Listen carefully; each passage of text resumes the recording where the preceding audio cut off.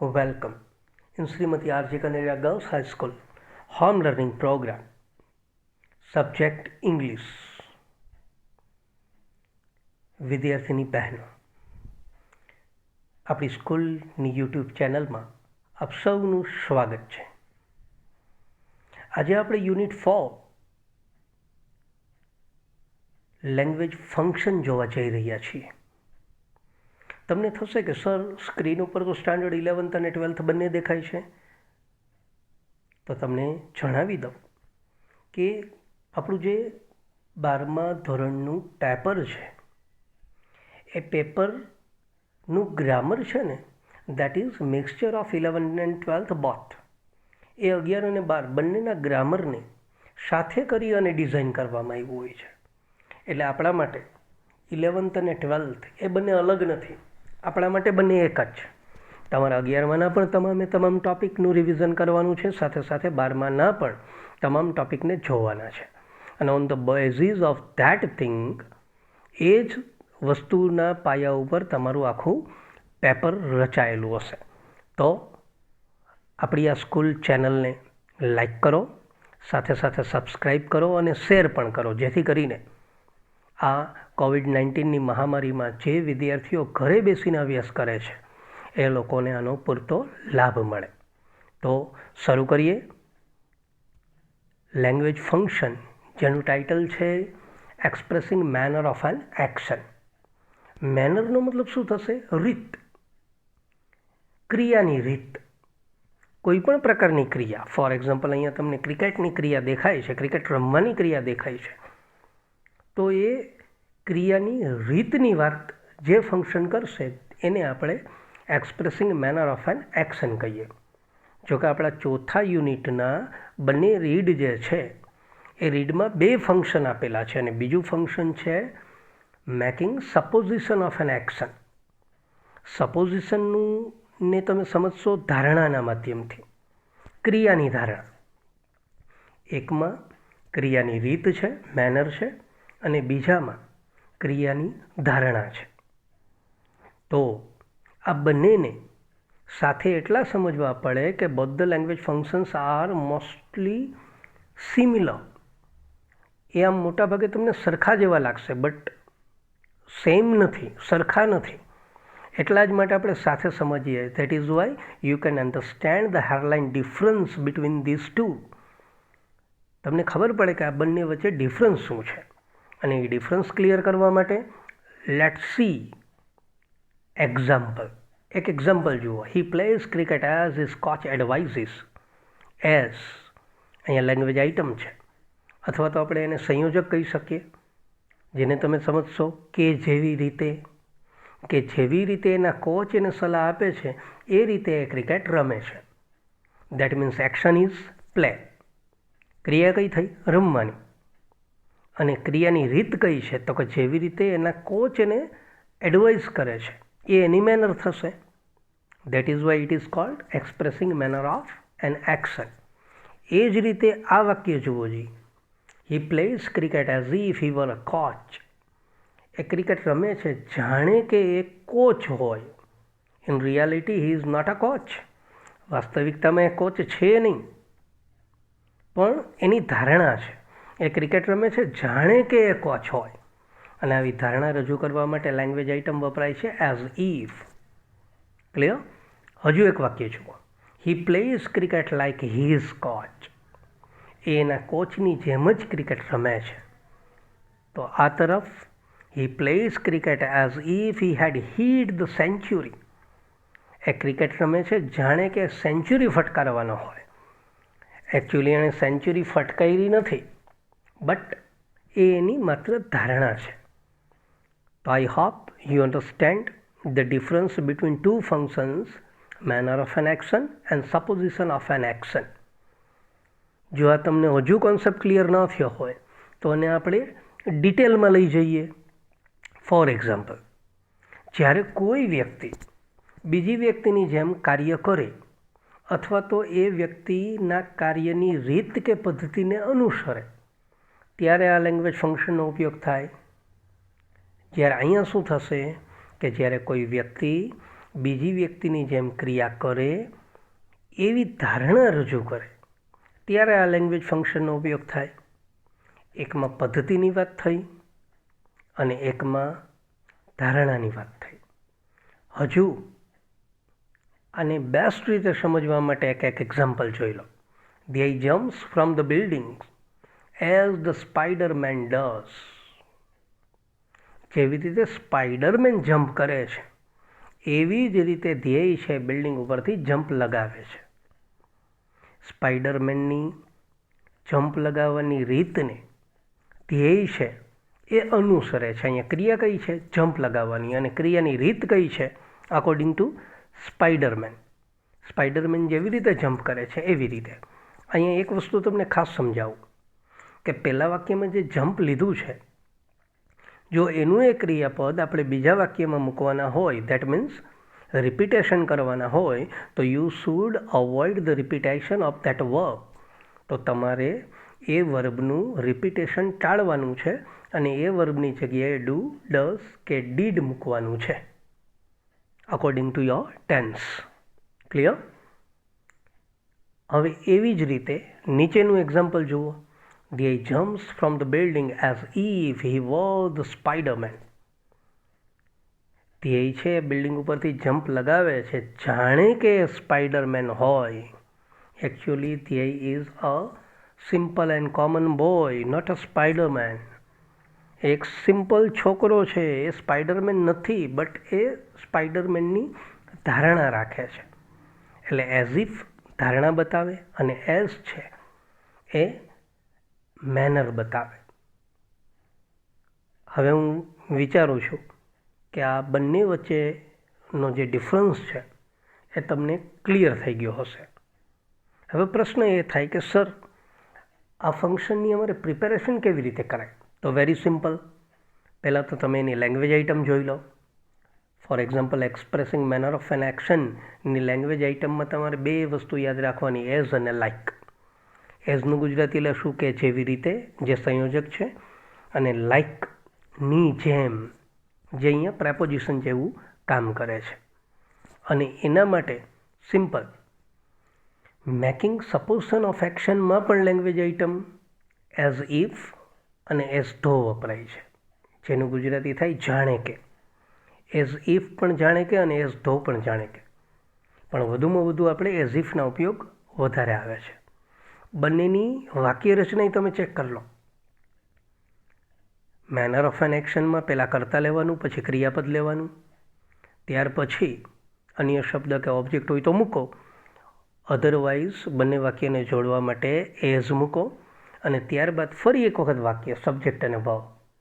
પણ જો આ વર્બનું રિપીટેશન ટાળવું હોય તો ડુ, ડઝ અને ડીડ મૂકી શકાય. એ જ રીતે subject plus verb plus like અને પ્લસ નાઉન મૂકવાનું છે. તમને એક વસ્તુ ક્લિયર કહું કે તમારું પહેલું વાક્ય છે એ બે વાક્ય બનશે, જ્યારે બીજી જે પેટર્ન મેં લખી છે એ માત્ર એક વાક્ય બનશે. અને એની જેમ જ સપોઝિશનમાં subject plus verb plus as if plus subject plus WERE verb plus noun. ધ્યાન રાખજો, અહીંયા વર્બ શબ્દનો ભૂતકાળ માટે ઉપયોગ નથી, માત્ર ધારણા માટે છે. એ હું ઉદાહરણ આપું ત્યારે વધારે ક્લિયર કરું. Subject plus verb plus as if plus subject plus had plus V3. તો આની પેટર્ન છે ને એ થોડી બે પ્રકારે છે. જુઓ, વર્બનો ઉપયોગ પણ આવે છે અને હેડ પ્લસ V3નો ઉપયોગ પણ આવે છે. પણ મોસ્ટલી આપણે 12th સ્ટાન્ડર્ડના બોર્ડના પેપરમાં મોટા ભાગે વર્બનો ઉપયોગ વધારે પૂછાય છે, પણ આપણે તો બંને જ કરવાના. હવે તમે ઉપર જુઓ, કોઈક આ પ્રકારે તમને એક્ઝામ્પલ આપે કે બોલ્ટ, બોલ્ટ એટલે Usain Bolt, Bolt runs as a leopard does. જેવી રીતે લેપર્ડ દોડે છે એવી રીતે યુસેન બોલ્ટ દોડે છે. અહીંયા જુઓ, લેપર્ડની બાજુમાં મેં ડઝ વાપર્યું. શા માટે? તો બોલ્ટની સાથે જે રન શબ્દ છે એનું રિપીટેશન મારે બીજી વખત નથી કરવું. That is why do, does કે ડીડ વાપરી શકાય કાળ પ્રમાણે. આ વાક્યને આમ પણ લઈ શકીએ, bolt runs like a leopard. Bolt દોડે છે કોની જેમ? તો કે લેપર્ડની જેમ. એ જ રીતે તમે Bolt runs as if he were a leopard. Bolt દોડે છે જાણે કે લેપર્ડ હોય. એકચ્યુઅલી બોલ્ટ માણસ છે, લેપર્ડ નથી, પણ માત્ર ધારણા છે. તમને પ્રશ્ન થશે કે સર અહીંયા હી સાથે વર શા માટે? તો ચોખવટ કરું, મેક ઇટ ક્લિયર કે વર છે માત્ર ધારણા બતાવે છે. અહીંયા તમારે એકવચન અને બહુવચનની માથાકૂટમાં પડવાનું થતું નથી. એ સાથે વોઝ જ હોય એવું ગ્રામર આપણને શીખવે છે, પણ particularly in this language function we just memorise કે સબ્જેક્ટ આપણો જે હી છે એ ઓલવેઝ ટેક્સ વર, એ હંમેશા વર લેશે. અને આ જ વાક્ય આ રીતે પણ લખી શકાય કે બોલ્ટ રન્સ એઝ ધો હી હેડ ફ્લોન ઇન ધ એર. યુસેન બોલ્ટ દોડે છે જાણે કે હવામાં ઉડતો હોય. એકચ્યુઅલી એ હવામાં ઉડતો નથી, પણ એની સ્પીડ એવી છે. ખ્યાલ આવે છે? તો આ રીતે એનું લેંગ્વેજ ફંક્શન્સ, એની લેંગ્વેજ આઇટમ અને એની રચના તમારે ખાસ જોવાની છે, તમારી બુકમાં ઉતારી લેવાની છે. હવે આ ટૉપિકને ઓવરઓલ જો તમે સમજી શક્યા હોય તો દરેક ફંક્શનમાં હું તમને કહું છું કે કોઈ પણ ફંક્શન્સ છે એ generally how to prepare for the examination, પરીક્ષામાં એને કેવી રીતે તૈયાર કરવું. તો વેરી ઇઝી વે પરીક્ષામાં તૈયાર કરવાની આપણી પાસે 3 રીત છે: identification of language function, respond to the sentence અને કમ્પ્લીટ ધ સેન્ટેન્સ. અને પેપર સ્ટાઇલ મુજબ જો વાત કરું તો આ લેંગ્વેજ ફંક્શન સેક્શન એમાં ક્વેશ્ચન નંબર 8 to 10 3 માર્ક્સમાં પૂછાય છે. Section number A question number 11 to 14 4 માર્ક્સમાં પૂછાય. અને section number D question number 52 to 56 5 માર્ક્સમાં પૂછાય છે. Identification 3 marks, respond to the sentence 4 marks અને કમ્પ્લીટ ધ સેન્ટેન્સ 5 માર્ક્સ. આની તૈયારી આ રીતે આપણે કરી શકશું અને એમાં વધારે વિચારવાની જરૂર નથી. ફોર એક્ઝામ્પલ જુઓ, સપોઝ આપણે આઇડેન્ટિફિકેશન ઓફ લેંગ્વેજ ફંક્શન કરવું હોય તો તમને ખ્યાલ જ છે કે આપણને કાઉન્સમાં ફંક્શન્સના નામ આપ્યા હોય: talking about, expressing manner, solving result, making supposition. અત્યારે હું તમને મેનર અને સપોઝિશન તો ભણાવું જ છું. સોલ્વિંગ રિઝલ્ટ અને ટોકિંગ અબાઉટ, પર્સન, પ્લેસ એ આપણે આગલા ચેપ્ટરમાં ભણી ચૂક્યા છીએ. તો આ 4 ફંક્શન્સ તમને બતાવ્યા છે. અને ત્યારબાદ શું થશે? ત્યારબાદ તમને અલગ અલગ વાક્ય આપેલા હશે અને અલગ અલગ વાક્યમાં which functions is used in this particular sentence, you just identify it. કયા વાક્યમાં કયું ફંક્શન વાપર્યું છે તમારે માત્ર ને માત્ર એ જ તો આઈડેન્ટિફાઈ કરવાનું છે. ફોર એક્ઝામ્પલ, દરેક વાક્યને જુઓ. શક્ય બને તો અહીંયા વિડીયો તમારે પોઝ કરી દેવાનો, રોકી દેવાનો. પહેલાં તમે દરેકના જવાબ મનમાં જોઈ લો, તમારી બુકમાં લખી લો અને than after I will answer. ત્યાર પછી હું તમને જવાબ પણ આમાં આપીશ. અને મેં જે રેડ કલર વાપર્યો છે એ શું છે? દેટ ઇઝ લેંગ્વેજ આઇટમ્સ છે, તમારા કન્જક્શન્સ છે. એના આધારે તમે લેંગ્વેજ ફંક્શનને આઈડેન્ટિફાઈ કરી શકશો. ફોર એક્ઝામ્પલ, પહેલું જ વાક્ય જુઓ: સોનિયા ડાન્સીસ એઝ હર ટીચર ઇન્સ્ટ્રક્ટ્સ. જેવી રીતે એના ટીચર એને સૂચના આપે છે એવી જ રીતે સોનિયા છે એ ડાન્સ કરે છે. તો હમણાં જ આપણે ભણ્યા આ ફંક્શન કયું થશે? Manner of an action. ધર્મ બેટ્સ એઝ ઇફ હી વર ધોની. ધર્મ છે એ બેટિંગ કરે છે જાણે કે ધોની હોય. એકચ્યુઅલી ધોની છે નહીં. સપોઝિશન ઓફ એન એક્શન થયું. Roshni has the same pen as he has. Roshni પાસે એ જ પેન છે કે જેવી તેની પાસે છે. આ શું થશે?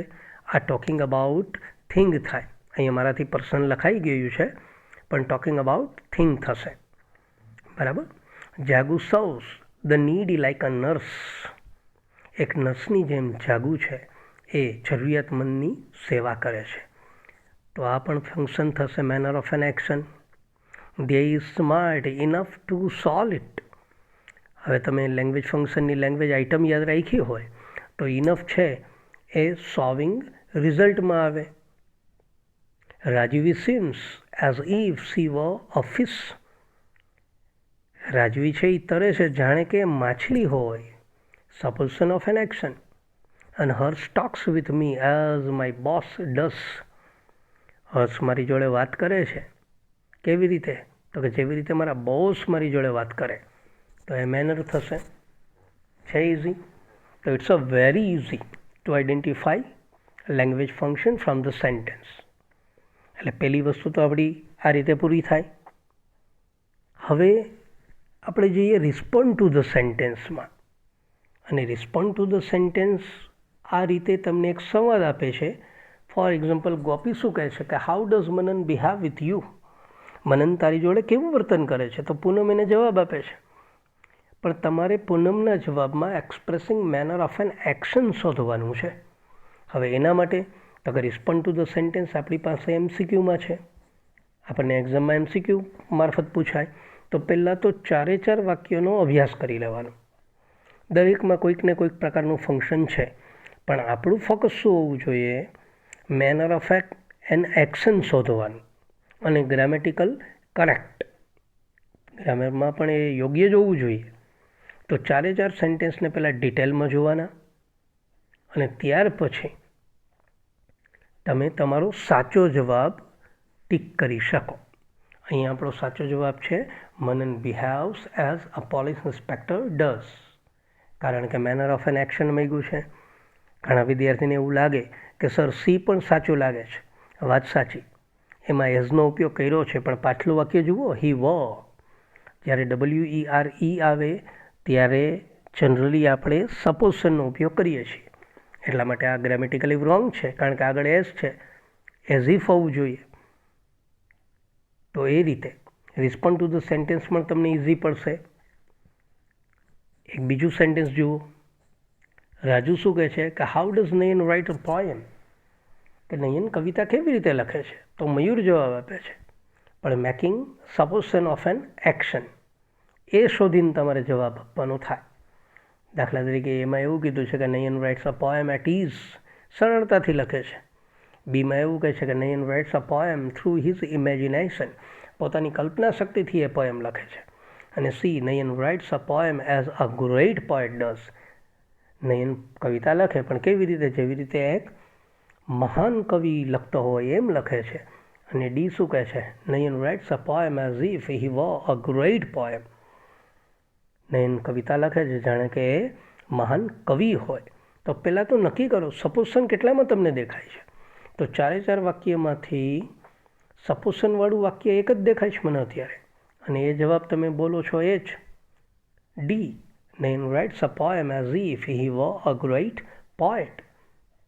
તો આ રીતે તમારું રિસ્પોન્ડ ટુ ધ સેન્ટેન્સ પણ થઈ શકે. Very easy. ક્લિયર? હવે વાત રહી તમારે માત્ર ને માત્ર કમ્પ્લીટ ધ સેન્ટેન્સની. અને કમ્પ્લીટ ધ સેન્ટેન્સ છે ને એના માટે you should develop your writing skill. તમારે તમારી રાઇટિંગ સ્કિલ ડેવલપ કરવી જોઈએ. ફોર એક્ઝામ્પલ, કોઈ એવું વાક્ય આપે કે જ્યોત ક્રાઇસ. હવે અહીંયા તમારે સપોઝિશનવાળું વાક્ય બનાવવાનું છે. You just complete the incomplete sentence. તમારે આપેલું જે અપૂર્ણ વાક્ય છે એને પૂરું કરવાનું છે. અને for this you need vocab. એના માટે તમારે શબ્દ ભંડોળની જરૂર પડશે. એના માટે તમારે વાક્ય રચનાની જરૂર પડશે. It requires a lot of practice of writing. તમારે લખવાની જાજી જરૂર પડે, વિચારવાની જરૂર પડે. તો પહેલું શું કામ કરવાનું? વાક્યને જોઈ અને વિચારો. જ્યોત રડે છે. ધારણા આપવી જ ને કે જ્યોત રડે છે જાણે કે. તો તમને વિચાર શું આવે? ઓકે, મને તો આવો વિચાર આવે છે ચિત્ર જોઈને કે જ્યોત રડે છે જાણે કે નાનું બાળક હોય. જ્યોત cries as if he was a child. થઈ શકે? બરાબર. હવે શબ્દ ભંડોળની મેં વાત કરી હતી. તો માની લો સેકન્ડ ચિત્ર જુઓ તમે. શેનું વર્ણન છે? આમ જ્યોત સૂતો છે, એને કંઈક સપનું દેખાય છે. સપનું સુંદર નથી, ડરામણું છે. તો આના શબ્દો તમને ક્લિયર થવા જોઈએ. ફોર એક્ઝામ્પલ, જોવું એટલે એને આપણે ટુ સી કહીએ. આ સપનું છે તો ભયંકર કે ડરામણું સપનું છે તો એને ડ્રેડફુલ ડ્રીમ કહેવાય. આ બે શબ્દ તમને આવડી ગયા તો તમે વાક્ય પણ બનાવી શકો. Jyot cries as if he had seen a dreadful dream. થઈ જાય છે ને ઇઝી. માની લો આવો વિચાર આવ્યો તો ચિત્ર જોઈને ક્લિયર થઈ જાય કે અહીંયા તો કાંઈક પનિશમેન્ટની વાત છે. પનિશ એવો શબ્દ યાદ આવ્યો તો આપણે વાક્ય આમ પણ બનાવી શકીએ કે જ્યોત ક્રાઇઝ એઝ ધો હી હેડ બીન પનિશ્ડ. જ્યોત રડે છે જાણે કે એને કોઈએ સજા આપી હોય. એ આપણી ધારણા છે.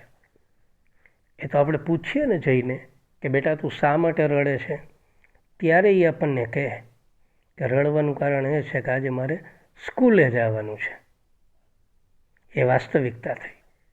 જ્યારે આપણે જે ધારણા ઘડી બેઠા છીએ એ એવી છે કે જ્યોત રડે છે જાણે કે એને કોઈકે સજા આપી હોય.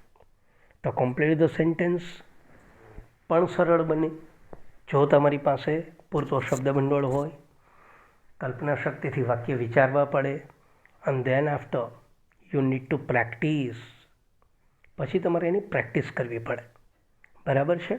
ચાલો હજી એક ઉદાહરણ જોઈ લઈએ. માની લો કે મહેક ક્લાઇમ્સ એવરેસ્ટ. મહેક છે એવરેસ્ટ સર કરે છે.